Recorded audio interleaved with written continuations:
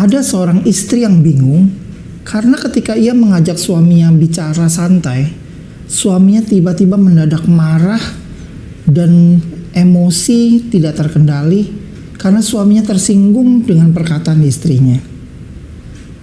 Mengapa juga ada seorang istri yang ketika suaminya mengajak ia bercanda, tiba-tiba istrinya menjadi terdiam, menangis, dan akhirnya membalas candaan suaminya itu dengan perkataan yang ketus dan menyakitkan.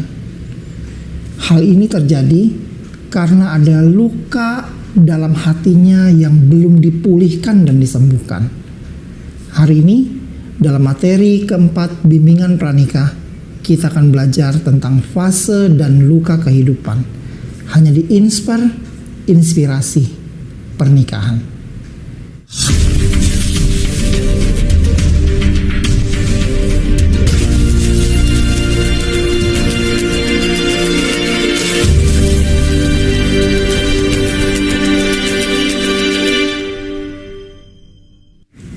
Shalom teman-teman semua. Hari ini kita sampai pada materi bimbingan pranikah yang keempat ya, fase luka dan kehidupan ya, fase dan luka kehidupan ya. Bagi teman-teman yang BPN akan memakai buku ini, dan bagi Bapak Ibu yang sudah menikah atau teman-teman lain yang sedang mempersiapkan pernikahan yang tidak ada materi ini, silakan bisa tinggalkan pesan dan emailnya, nanti saya akan kirimkan materinya ya, supaya bisa ikut bersama-sama belajar dalam tayangan ini ya. Dalam pernikahan Kristen, setiap anggota keluarga harus mengetahui dan memposisikan diri dengan benar sesuai dengan hierarki yang telah ditetapkan oleh Allah. Hierarki itu susunan ya, susunan yang harus diterapkan ya. Setiap pernikahan Kristen, anggota keluarganya harus memposisikan diri dalam sebuah tatanan susunan hierarki di dalam keluarga ya. Hierarki yang benar akan membuat fase kehidupan berjalan dengan sempurna dan meminimalisir luka dan cacat dalam kehidupan. Karena jika hierarkinya tidak semestinya, maka akan punya kecenderungan yang sangat besar anak-anak, suami dan istri menjadi terluka karena situasi pernikahannya yang seringkali mungkin cekcok dan berselisih paham ya. Kecacatan dan luka dalam keluarga akan timbul ketika hierarki ini tidak dipahami dan diterapkan ya.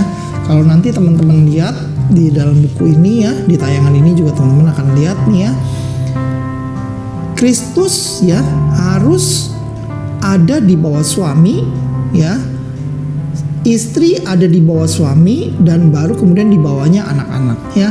Mengacu pada 1 Korintus ya, ayat yang pasal yang ke-11 ayat yang ketiga, 1 Korintus pasal 11 ayat yang ketiga.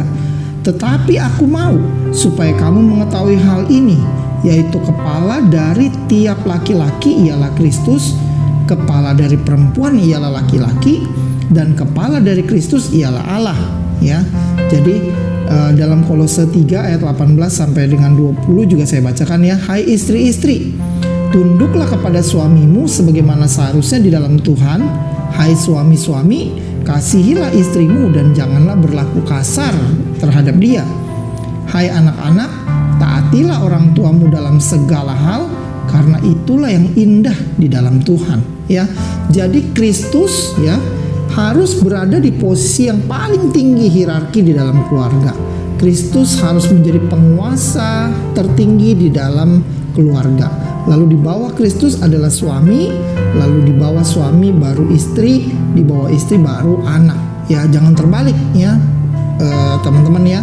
Jadi nah, orang tua, kalau kita lihat di gambar tadi ini ya, orang tua dari suami, orang tua dari istri ya, pemimpin atau atasan atau pembina rohani ya, ini hanya beberapa aspek saja. Ini harus berada di luar daripada hierarki keluarga ya, karena keluarga kita menikah, kita sudah menjadi satu, dan oleh sebab itu 4 elemen minimal dari ini ya, orang tua dari suami, orang tua dari istri, pemimpin atasan dalam pekerjaan atau dalam pelayanan, pembina rohani. Ini posisi mereka di luar keluarga. Jadi suami istri harus menempatkan Kristus di atas tertinggi di dalam keluarga. Lalu istri Kristus, baru suami di bawah Kristus, lalu istri dan anak. Istri harus berada di bawah suami ya.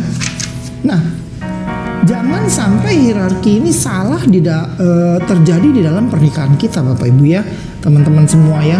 Jangan sampai bahwa bagi suami atau bagi istri pendapat pemimpin rohani itu lebih tinggi daripada kesepakatan suami dan istri ya. Jangan sampai suami tidak boleh menempatkan kehendak dan pendapat pemimpin rohani lebih utama dari kehendak istri. Jadi suami apa-apa itu harus mengutamakan kesepakatan antara suami ini dengan istri. Apa-apa harus didiskusikan dan dirundingkan bersama. Istri juga seperti itu. Ya, jangan suami dikit-dikit wah nanti ya istrinya berpendapat begini, mengajak dia berdiskusi, tapi suaminya bilang ya nantilah kita tanya sama bapak ini gitu ya, si bapak siapa gitu.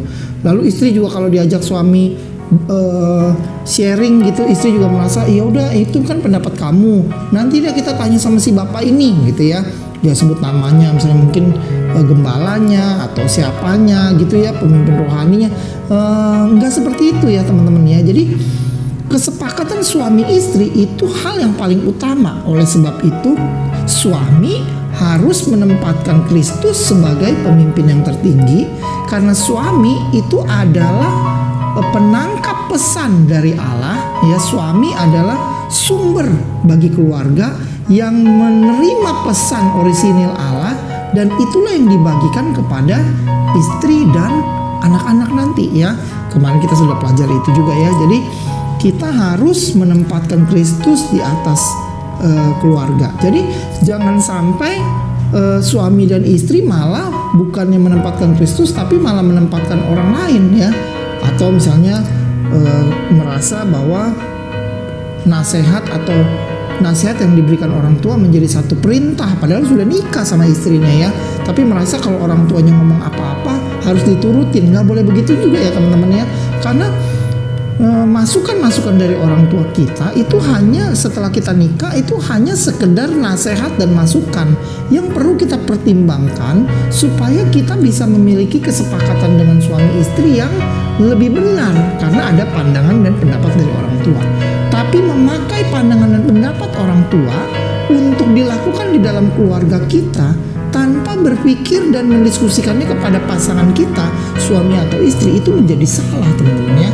Jadi kita harus mendiskusikan apapun juga suami dan istri. Kesepakatan suami dan istri harus yang paling utama. Nah, suami dan istri waktu memutuskan sesuatu harus mengutamakan kehendak Kristus. Jadi kalau apa-apa memutuskan harus berpikir gini, wah kalau kita putuskan seperti ini, kira-kira Tuhan disenangkan gak ya? Kalau kira-kira kita mengambil langkah ini, Tuhan kecewa gak ya? Nah kira-kira harus begitu ya teman-teman ya.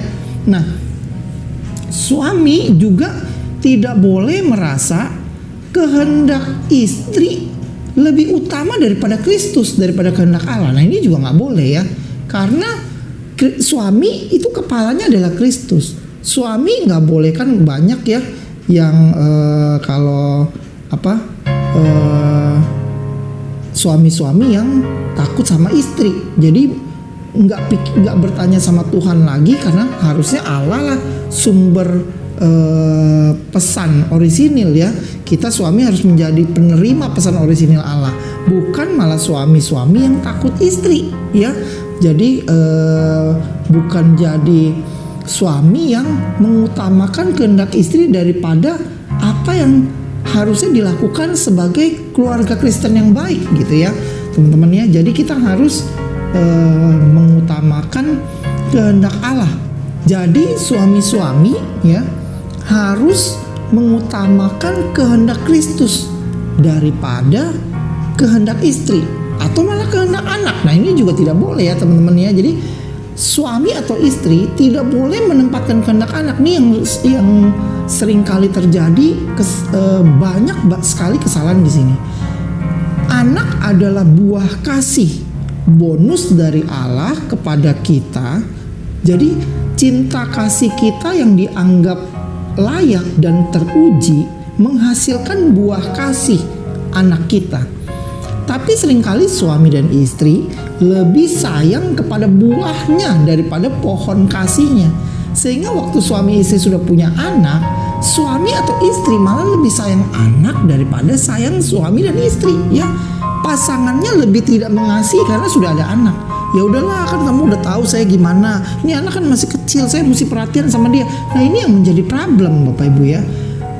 Kita harus tahu bahwa anak belajar kasih dari kasih yang ada di dalam suami dan istri. Anak belajar kasih Kristus ketika mereka melihat orang tua yang saling mengasihi.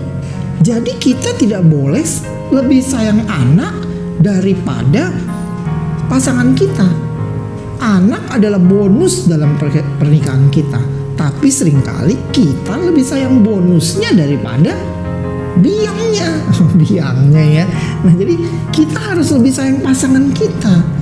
Jadi saya sering ngomong sama anak-anak saya, saya pernah bilang sama anak-anak saya gini, kalau suatu hari papa ada di dalam satu perahu, ya, lalu papa tiba-tiba perahu itu tenggelam, ada kungkung atau popo sama mama sama kamu, ya, mana yang menurut kalau tangan papa dua orang yang harus papa selamatkan siapa, ya? Ya tentu saja anak saya ngomong, ya mama sama aku dong, gitu ya. Ya kenapa? Karena kalau ngomong soal logikanya secara manusia, ya sudahlah, kan Pungpung juga udah tua misalnya, ya Popo udah tua. Mungkin ya karena kita keluarga inti, jadi dua tangan papa selamatin mama dan selamatin kamu sebagai anak papa, ya.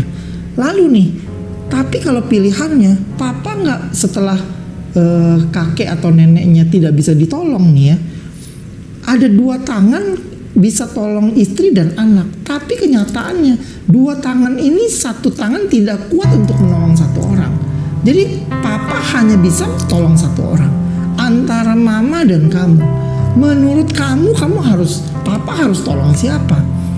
Lalu mereka berpikir, ya tolong aku dong Pak, karena kan aku masih kecil.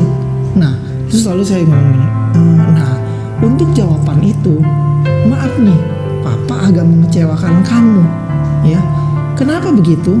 Karena Papa harus tolong Mama daripada kamu. Jadi Papa biarin tenggelam gitu, ya. Anak saya waktu itu masih kecil ngomong gitu. Ya nggak mau. Kenapa? Karena Mama adalah teman sehidup semati Papa. Papa nggak bisa tinggalkan Mama hanya untuk kamu. Ya ngomong kasarnya begini, kalau nggak ada kamu, kalau papa masih sama mama masih bisa punya anak. Tapi kalau mama tenggelam, cuma ada kamu, kan papa juga nggak bisa punya istri lagi, gitu ya. Saya bercandain dia, papa begitu jahat? Enggak, bukan papa jahat, tapi kamu mesti mengerti bahwa kasih papa itu tidak bisa tergantikan cuma karena ada kamu. Papa harus tetap jadi seorang pria yang mengasihi mama, yang paling mengasihi mama walaupun ada kamu. Ya, jadi waktu anak-anak saya masih kecil, saya ajar anak-anak saya seperti itu. Nah, kira-kira kayak begitu ya teman-teman, ya. Ya walaupun nanti ya teman-teman jangan dengar cerita saya begini lalu berkata, oh yang benar nih gitu ya. Ya nanti waktunya akan membuktikan, ya. Dan kapan dibuktikannya? Ketika hari-hari dalam pernikahan saya akan terlihat. Apakah saya lebih pentingin anak-anak? Ya, bukan ketika saya ada dalam perahu dan benar-benar terbalik dan tenggelam, bukan. Tapi di dalam kehidupan pernikahan kami nanti akan terbukti. Apakah saya sungguh-sungguh mencintai istri saya di mata anak-anak tanpa terganggu bahwa saya lebih mementingkan anak saya daripada kasih atau perhatian saya kepada istri saya, ya. Itu kayaknya anak-anak saya yang bisa jawab, ya, dan mereka yang lihat sampai hari ini. Nah gitu ya teman-teman, ya. Jadi suami dan istri harus saling mengasihi ya, untuk menghasilkan satu kesepakatan. Hierarki tidak boleh terbalik, Kristus, suami, istri, dan anak, ya. Jadi suami dan istri tidak boleh mengutamakan kehendak anak di luar daripada kesepakatan bersama. Suami istri juga tidak boleh lebih mengutamakan anak daripada, apalagi daripada kehendak Kristus. Itu benar-benar nggak boleh, ya teman-teman, ya. Nah, istri juga harus merasa kehendak suami tidak lebih penting daripada Kristus. Nggak boleh, ya. Memang suami di atas istri, tapi istri harus membimbing suami, memberi masukan suami. Istri harus mengarahkan suami dan memberi masukan-masukan positif, bahwa kesepakatan yang mereka buat, ya, istri kan di atasnya suami, menawarkan atau mengarahkan suatu keputusan yang mempertimbangkan kehendak Kristus, ya. Jangan istri malah lebih mengutamakan kehendak suami daripada kehendak Kristus. Nah, itu juga nggak boleh, ya. Kadang-kadang mungkin suami bisa lupa, ya. Suami bisa aja lebih mementingkan keegoisannya. Nah, inilah peran istri sebagai penolong yang sepadan. Dia harus tetap mengarahkan suami bahwa kehendak Kristus harus lebih utama di dalam keluarga. Gitu, ya teman-teman, ya. Nah, lalu yang berikutnya kita akan belajar masa pengaruh orang lain pada pertumbuhan anak, ya. Nih teman-teman, ya, inilah yang mempengaruhi gambar ini yang teman-teman lihat nih. Hal inilah yang akan mempengaruhi luka-luka yang terjadi di dalam kehidupan kita, ya. Kalau kita lihat pada gambar ini, ya teman-teman, ya, dari 0 sampai 6 tahun ini fase yang pertama, ya. 0 sampai yang ke 6 tahun ini adalah fase kecerdasan di mana seorang ibu perannya sangat lebih besar dibutuhkan di usia 0 sampai 6 tahun. Bukan ayah tidak diperlukan, ya, tapi 0 sampai 6 tahun ini benar-benar peran ibu sangat dibutuhkan dalam pembentukan seorang anak, ya. Karakter juga dominan ditentukan di usia 0 sampai 6, ya. Ini temperamen, karakter ini terbentuk di usia 0 sampai 6 tahun. Ini juga adalah salah satu proses dalam pembentukan temperamen dan karakter. Nah, oleh sebab itu, bukan karena ayah tidak penting, tapi ibu sangat berperan penting. Disinilah ibu yang berperan sebagai orang yang mengasuh anaknya lewat pelukan dan belayan, ya. Jadi di 0 sampai 6 tahun anak sangat membutuhkan dan mengharapkan pelukan dan belayan ibu di dalam kehidupannya. Disinilah ibu memberikan kasih sayang yang tulus dan penuh total kepada anaknya di usia 0 sampai 6 tahun, ya. Ada penelitian mengatakan bahwa bayi yang baru lahir 40 hari, jika ia baru lahir dan diberi makan selama 40 hari, ya, diberi susu, diberi makan, nangis, diberi susu tanpa disentuh dan tanpa menerima sentuhan, maksudnya, ya, selama 40 hari, bayi ini punya kemampuan hidup itu sangat kecil, ya, selama 40 hari pertama. Kenapa? Karena di usia 0 sampai 40 hari ini justru bayi itu bisa merasakan kenyamanannya ketika dia keluar dari kandungan, dari rahim ibunya. Itu dia udah kenal siapa ibunya. Dia tahu selama 9 bulan 10 hari siapa ibunya. Jadi dia keluar, dia mencari belayan dan sentuhan ibunya, ya. Ya mungkin di perut, ya, ibunya sering sentuh perutnya, ya, bayinya juga merasakan sentuhannya, dan bayinya juga menanti selama 9 bulan 10 hari itu, menanti kalau nanti aku keluar, aku akan merasakan sentuhan langsung, belayan langsung, pelukan langsung dari ibu. Jadi dari lahir sampai usia 6 tahun ini sangat menentukan kecerdasan seorang anak, ya. Oleh sebab itu peran ibu harus sangat besar di dalam usia ini, ya. Nah, ada orang-orang yang tidak mendapatkan sentuhan dan pelukan ibu dengan total, ya, dengan semestinya. Kenapa? karena waktu lahir hanya cuma 40 hari saja ibunya istirahat di rumah sejak kelahiran. Setelah itu ibunya mesti kerja. Anak dititipkan kepada kakek neneknya, ya, kepada opa oma, ya, dibesarkan oleh pembantu, baby sisternya, ya. Jadi orang tua dua-duanya sibuk mencari nafkah, bekerja di luar. Anak-anak dibesarkan, dititipkan kepada mertua, ya, kepada orang tua, kepada pembantu, baby sister. Nah, jadi dia tidak mengalami kasih ibu, ya. Dia dipeluk, ya dipeluk suster, ya, dipeluk oleh pembantu, dipeluk oleh oma. Sehingga orang-orang yang anak-anak yang seperti ini, kalau boleh saya umpamakan, anak yang cacat ibu, ya. Kalau saya boleh umpamakan cacat ibu itu seperti tangan kiri lah, ya. Seberapa dia dapat belayan dan kasih sayang ibu? Apakah hanya sedikit? Ya berarti dia tangan kirinya buntung segini, ya. Ataukah hanya setengah, ya, segini atau segini mungkin, atau ya dapat kadang-kadang dapat, kadang-kadang enggak, ya, atau ya cuma segini perhatian ibunya, sehingga tidak punya telapak tangan. Sehingga ini kalau boleh saya namakan ini seorang anak yang tumbuh besar tapi dengan kondisi cacat ibu di usia 0 sampai 6 tahun tidak mendapatkan kasih ibu, ya. Lalu 6 sampai 12 teman-teman, ya. Dari perpindahan dari pelukan ibu kepada pundak ayah, dari rasa aman pindah kepada kewajiban untuk disiplin dan mandiri, ya.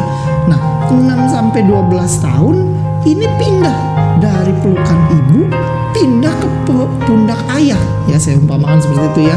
Pindah ke pundak ayah. Ayahlah yang mengajarkan hal-hal tentang kemandirian dan juga hal-hal tentang tanggung jawab, ya. Jadi oke, setelah kamu bangun, ya, kamu harus rapikan tempat tidur sendiri, ya. Kalau kamu habis makan kamu harus taruh piring kotor ke tempat cuci piring, ya. Oke, nanti kalau kamu sudah mainan yang ini kamu taruhnya di sana, mainan ini kamu taruhnya di sana. Kamu harus bisa rapikan mainan kamu sendiri, ya. Oke. Nah, ini selimut kamu taruhnya di mana? Ayah yang ajarkan. Ayah yang mendidik anak. Jadi dari rasa aman yang cuma dipeluk-peluk aja sama ibu selama 6 tahun, lalu setelah 6 tahun sampai 12 tahun, ayah yang berperan ganti ibu, walaupun ya bersama-sama dengan ibu, ya. Ayah yang berperan untuk mengajarkan tentang kemandirian dan kedisiplinan. Dan di usia 6 sampai 12 ini, ayah bersama-sama dengan ibu juga mengajarkan tentang pengetahuan seks sesuai dengan umurnya, ya. Misalnya, ya, dari kecil anak-anak sudah tahu bahwa kalau dia wanita, ya, ayah ibu sudah mulai mengajarkan, ya, ibunya mengajarkan bahwa ini namanya dada kamu, payudara, ya. Lalu ini namanya kemaluan kamu, misalnya gitu, ya. Nah, nanti kalau kamu di luar, kalau ada orang yang jahat, pegang-pegang alat vital kamu, dada kamu, ya, atau pegang kemaluan kamu, pegang bokong kamu, misalnya gitu, ya. Nah, kamu harus lari, ya. Kamu harus teriak, minta tolong, karena itu berarti orangnya orang jahat, orang itu namanya kurang ajar, ya. Karena nggak boleh kamu dipegang-pegang seperti itu, gitu, ya. Jadi anak ngerti, anak-anak yang wanita, ya. Lalu anak-anak yang pria juga mesti dikasih tahu, kamu tidak boleh perlakukan wanita seperti apa, ya. Kamu tidak boleh pegang apa wanita, ya. Lalu kamu juga ini namanya kemaluan kamu, nanti ini fungsinya untuk apa, ya. Lalu jangan sampai nanti kemaluan kamu tuh tertendang, ya, karena nanti akan efeknya seperti ini. Lalu kamu juga main, ya, pria dan wanita diajarkan main, tidak boleh sampai tarik bangku lalu jatuh di belakang, nanti kamu bisa buta karena di saraf belakang ini itu ada saraf mata, nanti kalian bisa buta. Jadi pengetahuan tentang organ tubuh, pengetahuan tentang seks diajarkan oleh ayah dan ibu di usia 6 sampai 12, ya. Bukan tanggung jawab sekolah. Memang mereka dapat pelajaran IPA, ya, biologi gitu ada, tapi kan itu menjadi, ya, itu salah satu jalur pendidikan. Tapi hal-hal yang mendasar seperti itu kewajiban ayah dan ibu untuk mengajarkan kepada anak-anaknya, ya, teman-teman, ya. Jadi itulah di fase kedua ayah mengajarkan kepada anak-anak. Peran ayah, ya, peran ayah ini sangat besar sekali. Lalu Di fase yang ketiga, fase sosial nih ya. Di fase sosial, bahwa di fase ini pengaruh teman-teman sebaya mulai mendominasi kehidupan anaknya, anak-anak kita ya. Disinilah nilai-nilai keluarga akan teruji ya, dan orang tua akan mengevaluasi dan memberi semangat sebagai seorang teman dari kejauhan. Karena di usia 6-12 ini mereka sudah mulai ya ngobrol bisa punya teman dekat ya, mulai bergaul dekat dengan temannya. Mereka juga sudah mulai merasa dirinya sudah remaja dan merasa dirinya sudah besar, pengen mandiri gitu ya. Malu kalau masih ditemenin orang tuanya. Mereka akan diledekin ya, diledekin anak mama kalau masih diantar-antar, ditemenin terus ya. Di usia 12 sampai 18 ini, di fase ketiga, anak tidak lagi harus kita proteksi seperti telur yang tidak boleh pecah ya. Anak harus kita lepaskan bergaul dengan temannya, walaupun kadang-kadang kita tahu anak kita tuh disakiti ya, dibully, dibohongi temannya, ditipu ya, terus dipermainkan perasaannya, ya berantem, disakiti tubuhnya ya. Saya pernah lihat anak saya dipukul gitu ya, berantem sama temennya. Nah di usia ini kita harus biarkan mereka merasakannya, bukannya kita biarkan mereka terus digituin terus ya, diperlakukan seperti teman-temannya, tidak. Tapi kita harus biarkan mereka mengalami, aduh kok saya sakit hati teman saya gituin saya. Nah kita jadi orang tua ketika anak kita di usia 12 sampai 18 ini, kita jadi orang tua setelah melihat itu, buru-buru kita masuk untuk mengevaluasi, memberi semangat, memberi pengertian kepada anak kita ya, bahwa ya mereka harus menang, mereka harus bisa melawan situasi itu dengan respon-respon positif mereka gitu ya teman-teman ya. Nah masalahnya di usia 0 sampai 6, ketika ibu tidak hadir dalam diri anak, seorang anak, lalu 6 sampai 12 ayah juga tidak hadir dalam kehidupan seorang anak, sulit bagi orang tua untuk bisa masuk di usia 12 sampai 18 ini. Ketika nanti orang tua mau masuk, anak sudah nggak mau dengar ya teman-teman ya. Saya termasuk anak yang memiliki fase luka di umur 6 sampai 12. Ayah saya nggak hadir ya, papa saya nggak hadir waktu di usia 6 sampai 12. Makanya saya tumbuh jadi laki-laki yang kurang terampil dalam keterampilan seorang laki-laki ya. Misalnya pasang bongkar apa, bukan saya nggak bisa, saya bisa, tapi kecepatan saya untuk melakukan itu saya tidak terbiasa. Saya harus berpikir, saya mesti mempelajari pelajaran-pelajaran yang mendasar tentang sesuatu keterampilan. Misalnya mungkin hanya pasang kabel dulu ya, kalau sekarang sih sudah bisa ya, tapi maksudnya pasang kabel, pasang steker, membetulkan mungkin hanya kabel yang copot mesti disolder gitu ya. Nah dulu saya nggak bisa. Saya belajar di usia saya yang harusnya dulu saya kecil bisa belajar itu, tapi saya baru belajar di usia saya sudah besar. Kenapa? Karena nggak ada ayah waktu itu, papa saya nggak hadir untuk ajarkan itu kepada saya. Ya, berbeda dengan saya dengan anak-anak saya sekarang ya. Saya apa-apa saya kerjakan, saya minta bantu anak saya untuk bantu saya, bukan karena saya perlu bantuan, enggak. Saya mau mereka belajar dari saya gitu ya. Nah, jadi saya termasuk anak yang luka ayah. Ya kalau luka ayah saya umpamakan tangan kanan, tadi kan luka ibu tangan kiri ya, tangan kanannya luka ayah. Saya mungkin tangan kanan saya hanya segini teman-teman ya. Kenapa? Dan ini pun tangan saya segini ini bukan karena ayah saya yang memberikan kasih sayang segini, tapi karena ada ibu saya yang melakukan peran ayah dalam kehidupan saya. Jadi saya ini cacat ayah. Tangan kanan saya mungkin hanya segini, tidak punya telapak tangan. Saya nggak ngerti bagaimana bisa jadi seorang bapak yang baik buat seorang anak ya. Saya tidak punya kemampuan untuk bisa mengajarkan anak di usia 0 sampai 6, 6 sampai 12, 12 sampai 18. Saya tidak punya pengalaman ya. Apa yang saya alami tidak seideal yang harusnya dilakukan seorang ayah. Jadi saya memiliki cacat yang seperti itu. Nah, ketika saya umur 13-14 tahun, ketika saya mulai diminta motor sama papa saya di SMP, lalu saya pergi sekolah sudah naik motor, saya sudah mulai ngebut ya. Ketika ya papa saya ngerti lah pasti motor ya. Motor, ketika papa saya lihat motor saya mulai ditrondol ya, knalpot sudah mulai dibobok, ganti knalpot racing ya.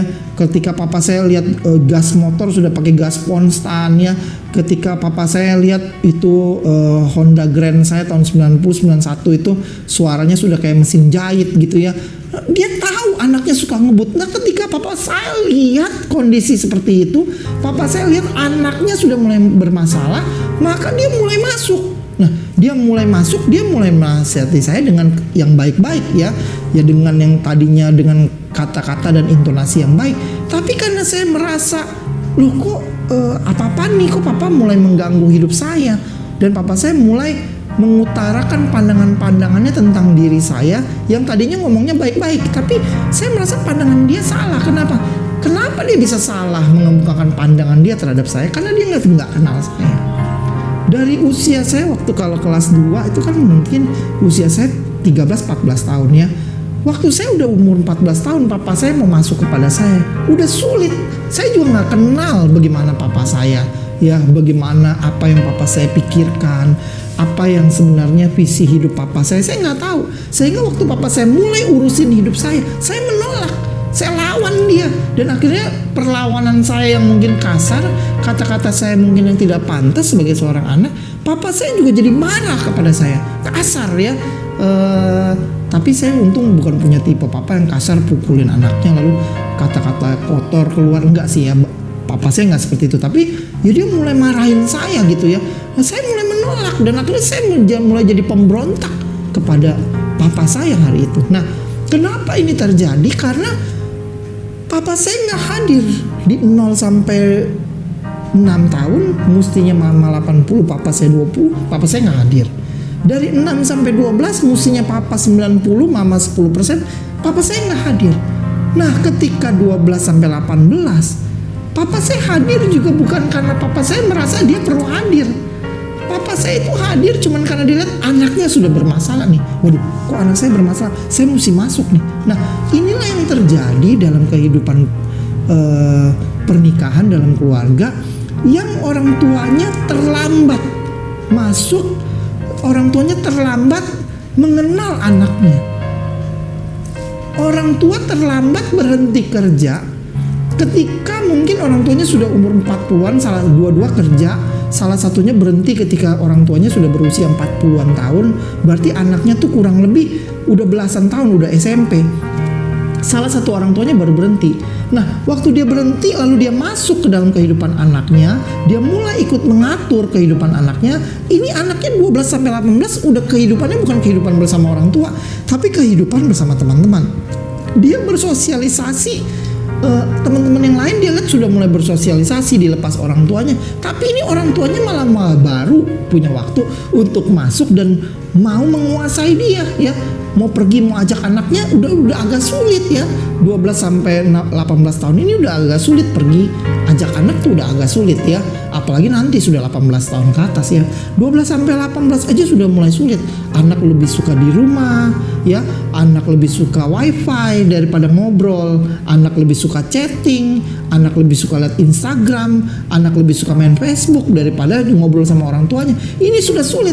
Jadi kalau ada orang tua yang berhenti kerja di usia anaknya sudah SMP belasan 12 sampai 18 tahun ini, ketika dia mau masuk jangan kaget bahwa orang tua ini akan merasa dirinya ditolak oleh anaknya karena sudah terlambat.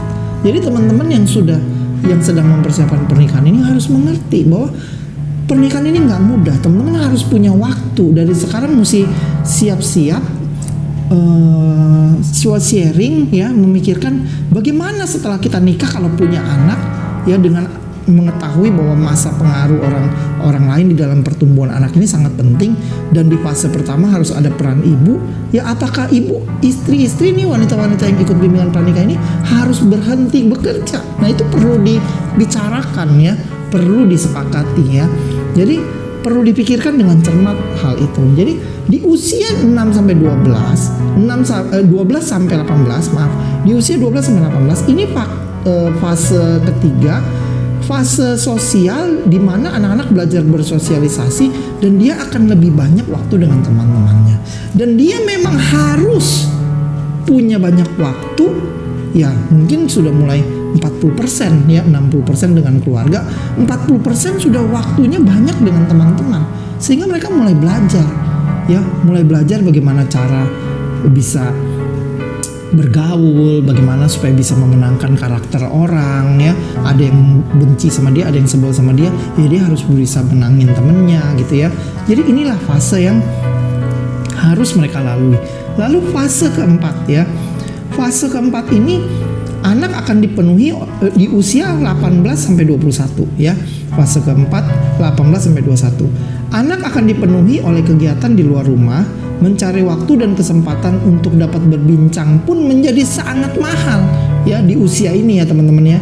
Inilah peran ayah untuk terus mendampingi dalam setiap keberhasilan dan kegagalan anak dengan hati yang bijaksana. Kembali di 18 sampai 21, ayah kembali berperan nih untuk mendampingi dan juga bisa melihat, mengevaluasi setiap keberhasilan dan kegagalan. Jadi ya memang kita berharap anak kita selalu berhasil ya, tapi kadang-kadang memang mereka juga harus mengalami kegagalan. Nah di usia ini 18 sampai 21, ayahlah yang kembali diharapkan perannya untuk bisa ada berperan total dalam usia ini. Ayah yang mendampingi, memberikan pengertian ya, membuat anak-anak yang gagal dalam prestasinya ketika dia mau mencapai sesuatu tapi tidak tercapai, ayahlah yang memberikan pengertian ya. Nah seringkali ini ayah hilang juga di fase ini. Ayah terlalu merasa anaknya sudah dewasa, 18 sampai 21 ya sudahlah, dia sudah nggak perlu saya, dia sudah bisa menentukan pilihannya sendiri, dia sudah bisa menentukan hidupnya sendiri, biar dia belajar sendiri. Nggak bisa. Apakah sungguh karena ayah sudah merasa anaknya sudah dewasa? Ataukah sebenarnya ayah lari dari tanggung jawabnya? Karena di fase ini ayah sangat dibutuhkan hadir dalam kehidupan anaknya. Ya, 18 sampai 21 kembali peran ayah untuk mendampingi. Inilah fase identitas ya. Ayah mengajarkan kepada anaknya, kita hidup bukan harus selalu menang. Kita hidup bukan hanya untuk mencari kemenangan, tapi kita hidup untuk bisa jadi dapat pengalaman, dan pengalaman itu yang paling mahal. Ini yang kayak gini-gini ayah yang mesti ngomong. Hidup bukan hanya untuk uang. Memang uang itu penting, tapi uang bukan segalanya. Karena banyak orang yang memiliki uang tapi belum tentu dia bahagia ya. Anak saya ya sering nonton YouTube, terobsesi mau jadi YouTuber ya. Anak-anak sekarang kan begitu ya, pengen dilihat orang, pengen dapat penghasilan, hidup mewah seperti YouTuber yang berhasil ya. Lalu mau populer, terkenal ya. Lalu anak saya kan 16, 15, 12 tahun. Apakah saya langsung bilang, oh jangan, ngapain populer, itu nggak penting ya. Kalau kamu populer, yang penting kita cari Tuhan. Nggak bisa saya ngomong begitu. Memang kenyataannya anak-anak terobsesi untuk mau jadi populer. Memang anak-anak pengen hidup lebih baik. Anak-anak pengen dia jadi terkenal. Anak-anak pengen punya uang sendiri ya. Anak-anak pengen dapat duit banyak sehingga dia bisa beli ini beli itu. Pasti mereka semua punya pikiran gitu. Nah, ayah saya berusaha hadir untuk bisa mengevaluasi, mendampingi, dan membuat mereka jadi tidak salah. Saya bilang begini, mana lebih penting? Kalau kamu buat video, buatlah video yang bukan hanya sekedar video, tapi kita hidup ini, saya mulai bilang hidup ini kita harus bisa berdampak. Karena sebentar lagi Tuhan sudah mau datang. Kalau nanti Tuhan datang, Tuhan nggak tanya kamu punya apa, ya. Tuhan nggak tanya kamu sudah bisa kasih Tuhan apa, uang berapa, bukan. Tapi Tuhan cuma tanya, seberapa kamu sudah berdampak dalam hidup kamu yang sekarang ini. Jadi kamu harus berdampak. Nah, saya waktu anak saya kita ngomong-ngobrol ya soal mau bikin video gitu ya, saya bilang ya bikinlah video. Anak saya suka musik, suka nyanyi ya, bikinlah video, kamu nyanyi ya, main gitar, lalu apa yang kamu dapat dari lagu itu kamu sharing supaya bisa jadi berkat. Lalu nanti aku mau bagi tutorial Pak untuk teman-teman yang baru mau mulai belajar gitar, supaya aku bisa mereka bisa belajar gitar dari video aku. Oh, boleh, saya bilang boleh. Jadi nah ini kan belum ada, kamu harus lakukan, nggak apa-apa itu boleh. Tapi saya bilang ya, mana yang lebih penting? Kamu mau jadi berkat, berdampak ya, lalu mau bikin tutorial ya, karena dia bilang gini, lagunya nggak harus lagu rohani Pak, lagunya lagu sekuler juga nggak apa-apa, aku mau bagi. Saya bilang jangan, kamu harus, kalau menurut Papa lagunya mendingan lagu rohani aja. Karena kalau lagu rohani, kamu jangan merasa nanti kalau kamu semuanya lagu rohani, kamu jadi ditinggalkan sama orang-orang yang nggak suka lagu rohani. Jangan, kamu harus pikirkan mana yang lebih utama dari video yang kamu mau buat. Misalnya kamu mau berdampak, atau kamu pengen tutorial bisa ngajar orang gitar. Sama yang ketiga nih yang paling sulit, kamu mau populer dan dapat uang banyak. Mana yang lebih tinggi ya?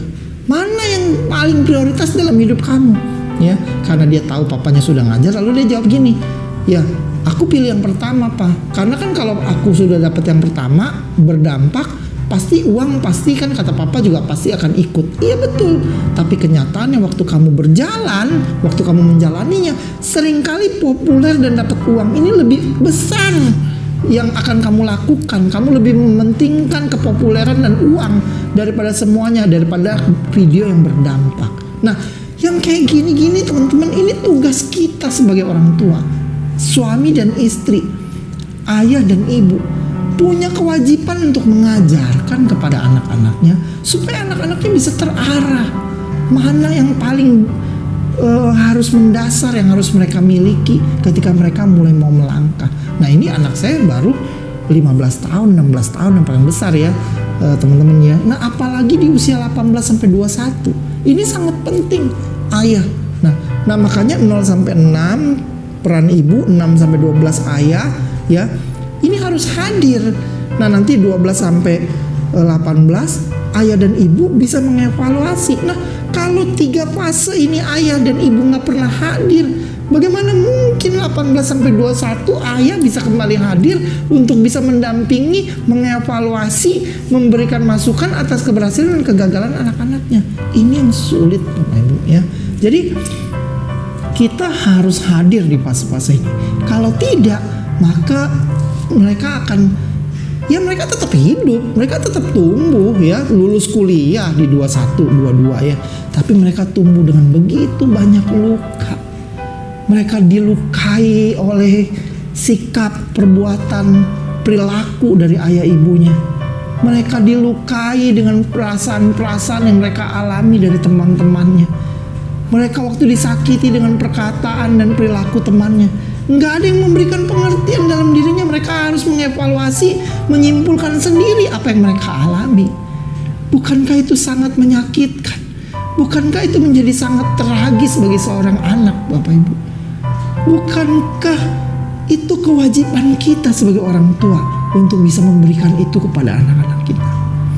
Apakah tujuan pernikahan kita hanya untuk membuat anak lalu menelantarkannya? Apakah tujuan kita menikah dan punya anak hanya untuk membiarkan mereka memiliki luka-luka dalam setiap fase kehidupan mereka? Saya percaya bukan itu yang kita inginkan. Saya percaya ada begitu besar rasa hasrat dalam hati kita untuk bisa memberikan pengaruh yang positif dalam kehidupan anak-anak kita. Oleh sebab itu jangan terlambat teman-teman. Jangan terlambat Bapak Ibu. Berapapun usia anakmu, kalau Bapak Ibu suami istri yang menyaksikan tayangan ini, berapapun usia anakmu hari ini, kalau engkau sudah terlambat dalam fase-fase ini, anakmu sudah mengalami begitu banyak luka dalam kehidupannya, mari hadir mulai hari ini. Tinggalkan hal-hal yang mungkin selama ini engkau anggap prioritas. Anakmu sudah gak prioritas, tinggalkan itu.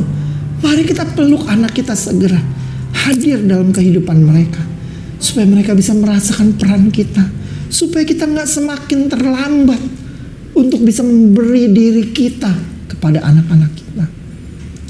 Jangan biarkan mereka mengalami fase-fase yang penuh luka dalam kehidupan mereka. Lalu kemudian fase yang kelima, yang tadinya mereka yang kita anggap seorang anak kecil ya, seorang anak-anak, tapi di usia 21 ya sampai seterusnya ini, mereka kita harus nobatkan sebagai seorang yang dewasa. Yang pria sudah seperti seorang satria, yang wanita sudah seperti seorang putri yang sanggup membuat satu keputusan-keputusan dan bertanggung jawab yang lebih ya. Biasanya 21-22 mereka sudah lulus kuliah ya.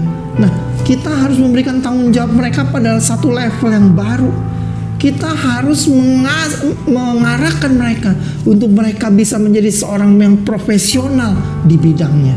Sampai di usia biasanya nih 26 tahun, mereka akhirnya menemukan satu bidang yang mereka mau geluti seumur hidup mereka. Biasanya di 26 mereka akan jadi seorang profesional di bidangnya. Yang drummer akan menjadi drummer dalam kehidupannya ya. Seorang yang hobi nulis, dia akan jadi penulis ya. Kalau di umur 26 dia akan hidup memutuskan kehidupannya untuk jadi seorang penulis. Yang hobi gambar, dia akan menentukan biasanya di usia setelah 21 gitu sampai usia 26 dia terus mengasah dirinya menjadi seorang profesional. Biasanya di usia 26 dia akan putuskan hidupnya untuk menjadi seorang pelukis, andaikan dia suka melukis ya. Jadi kita harus mengarahkan mereka di usia 21 sampai 26 sehingga di 26 kira-kira 25-26 mereka akan menjadi seseorang yang sudah menemukan apa yang mereka mau capai dalam kehidupan mereka ya. Mereka menjadi profesional di bidangnya.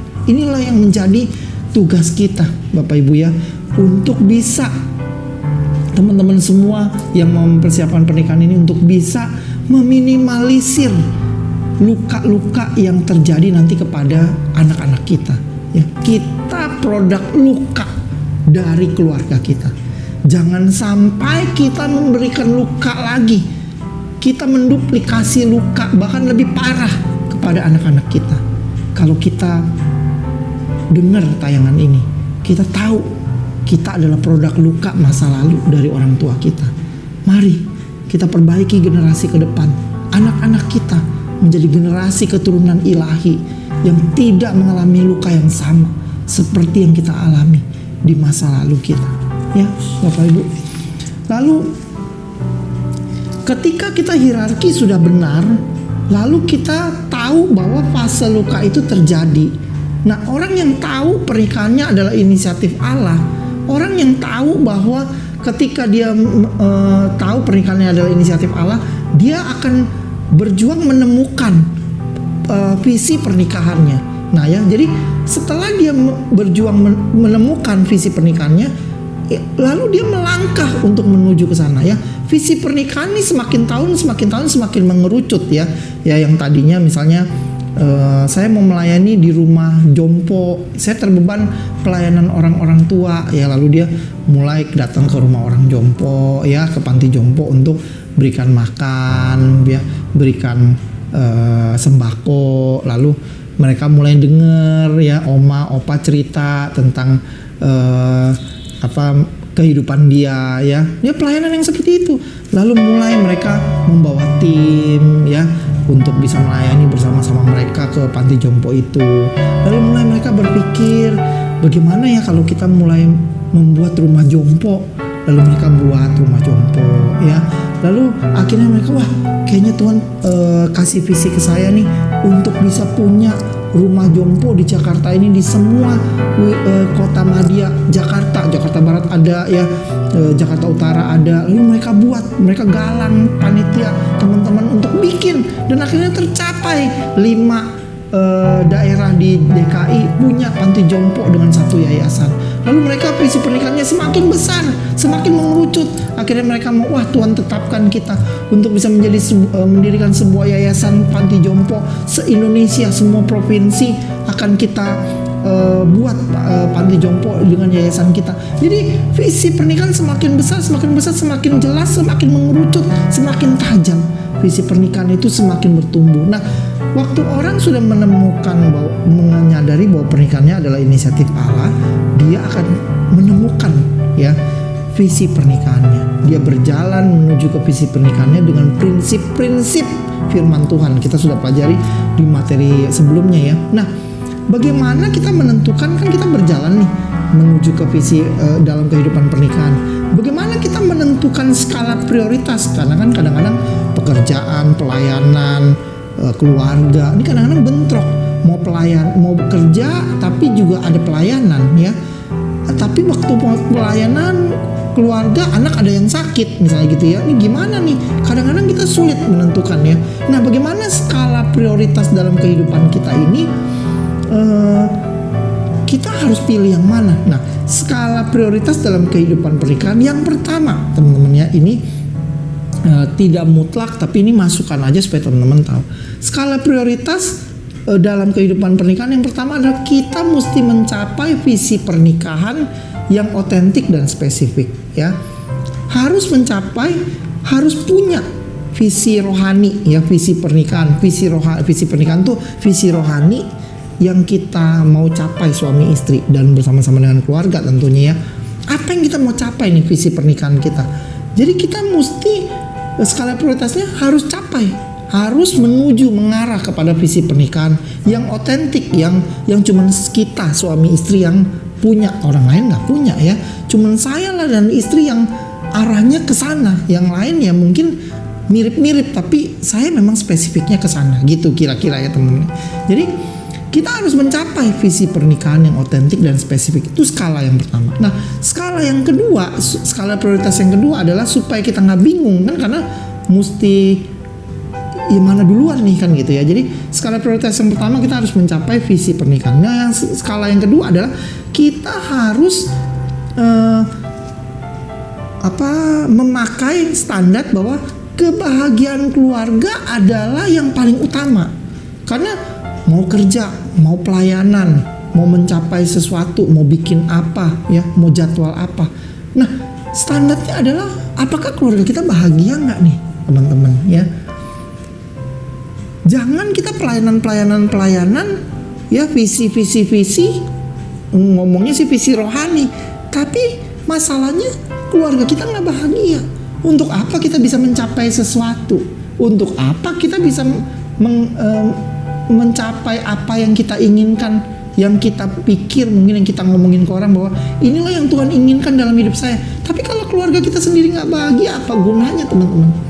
Standar skala prioritas kita adalah mencapai visi pernikahan, visi rohani yang kita lakukan bersama suami istri dan keluarga kita. Tapi skala yang kedua juga jangan sampai ketinggalan. Skala prioritas kedua adalah apakah keluarga kita bahagia? Jadi jangan kita mengarah ke ngomong doang gitu ya, visi pernikahan, tapi kenyataannya istri kita, pasangan kita enggak bahagia, anak kita enggak bahagia. Itu jadi harus skala prioritas kedua ya, keluarga kita harus bahagia. Yang ketiga, kita harus seimbang antara karir, pelayanan, keluarga. Ini harus seimbang.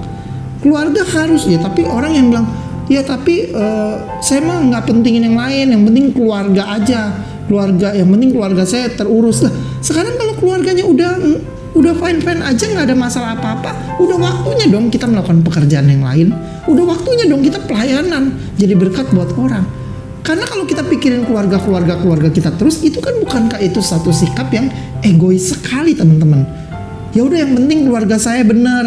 Loh, kan sekarang keluarga kita sudah benar. Tuhan sudah tolong keluarga kita, sudah jagai sampai hari ini dengan keadaan yang kayak gini. Inilah waktunya kita melakukan pekerjaan yang lain yang mungkin lebih berguna, dapat uang, kita bisa membantu pelayanan Tuhan. Nih kalau ngomong kerjaan, atau mungkin kita waktunya untuk bisa pelayanan jadi berkat buat orang lain. Udah waktunya ya.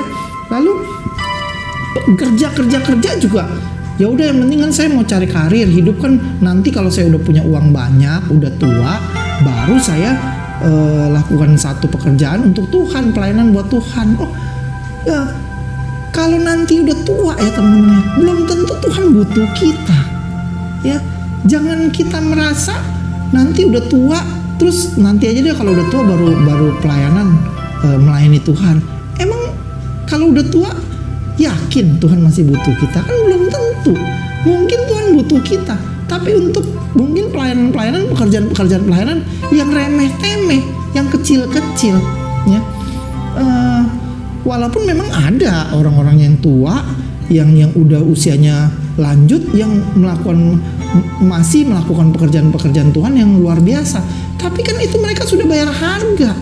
Dari usia berapa mereka lakukan itu? Lah kalau kita yang masih muda, yang nggak pernah mau pelayanan, yang cuma pikirin karir dan egois dengan alasan mikirin keluarga sendiri, nggak pernah mau pelayanan, apakah kita berpikir nanti kalau udah tua Tuhan mau pakai kita untuk melakukan hal-hal yang luar biasa, spektakuler? Belum tentu, teman-teman. Ya, kalau ada yang bilang seperti ini, atau teman-teman kecewa ya dengan orang-orang yang teman-teman kenal yang katanya anak Tuhan, pelayan Tuhan, tapi hidupnya nggak benar, ya. Tapi hidupnya mengecewakan teman-teman, ya. Dia melukaimu, menyakitimu. Ya mungkin dia pernah berdoa buat orang sakit, ya, sembuh. Mungkin dia pernah berdoa menumpangkan tangan mengusir roh jahat dan roh jahatnya keluar gitu ya. Lalu teman-teman bilang gini, bener nggak sih orang jahat kayak gitu Tuhan pakai gitu ya? Dia tumpangin tangan ke orang itu roh jahatnya keluar. Jangan-jangan ya mungkin roh jahatnya emang keluar, tapi roh jahatnya itu masuk kali ke dalam diri dia.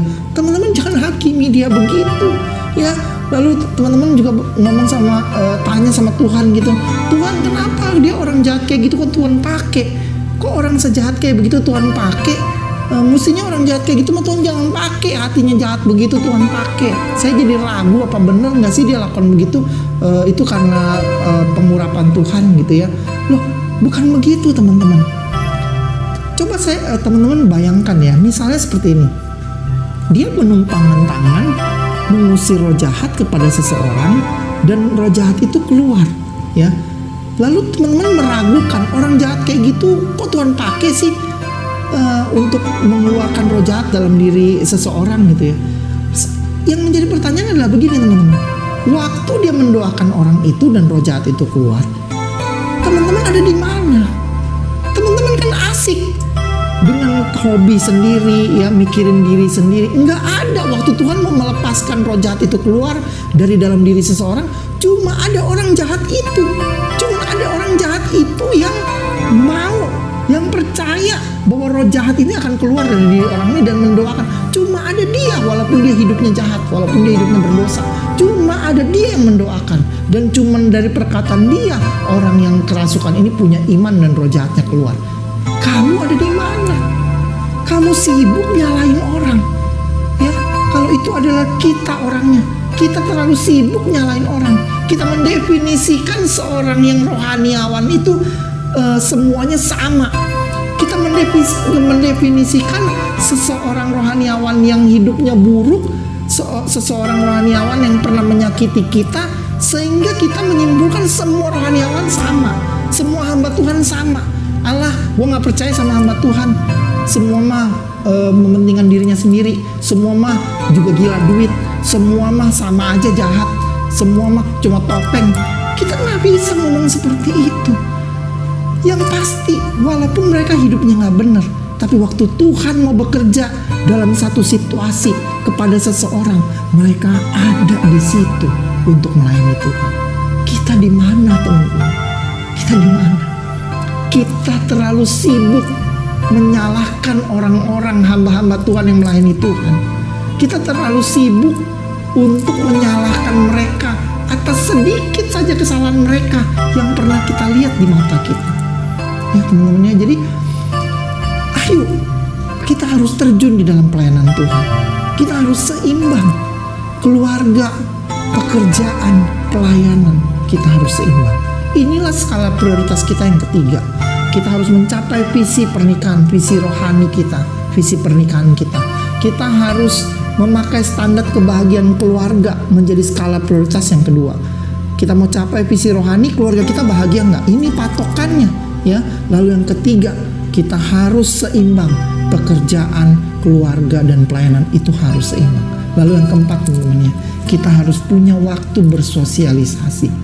Jangan cuma main dalam lingkungan teman-teman gereja ya, atau teman-teman seagamamu, ya.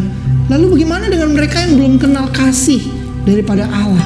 Bagaimana mereka bisa mengenal kasih Kristus kalau mereka nggak ada kita yang terbeban untuk bergaul dengan mereka, jadi berkat buat mereka? Kita harus bersosialisasi. Inilah prioritas dari kehidupan pernikahan kita yang keempat.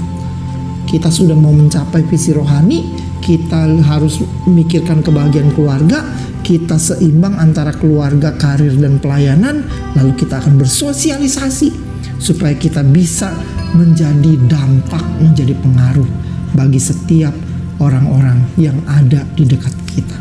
Inilah yang diharapkan Tuhan di dalam kehidupan pernikahan kita. Jangan sampai kita terlalu sibuk dengan perasaan kita sendiri. Allah tahu setiap fase-fase luka yang terjadi dalam setiap kehidupan kita, kita tahu. Walaupun kita tumbuh dalam keluarga yang kurang harmonis, kita tumbuh dalam kondisi yang luka, ya, banyak luka-luka batin, luka-luka hati yang terjadi dalam kehidupan kita. Ini gak menjadi alasan untuk kita gak bisa jadi berkat buat orang lain. Ini gak bisa menjadi alasan untuk kita berdiam diri. Ini gak menjadi alasan untuk kita gak mau mencapai visi pernikahan yang Tuhan sudah tetapkan di dalam pernikahan kita. Ini gak menjadi alasan untuk kita mau terus tetap luka, dan luka ini kita bawa duplikasi kepada anak-anak kita nanti. Kita mau sembuh, teman-teman. Melalui tayangan ini, melalui materi kali ini, kita mau sembuh. Kita mau sembuh menjadi seorang yang dipulihkan. Fase luka kita bawa kepada Tuhan. Kita akui, Tuhan, aku luka. Aku tahu aku mengalami luka, Ibu Tuhan. Aku tahu aku mengalami luka, Ayah. Aku tahu hidupku pun luka, Tuhan. Tapi aku gak mau anak-anakku luka. Aku mau supaya keturunan-keturunanku, anak-anakku ini menjadi keturunan ilahi yang tidak mewarisi luka yang aku rasakan, Tuh. Inilah waktunya.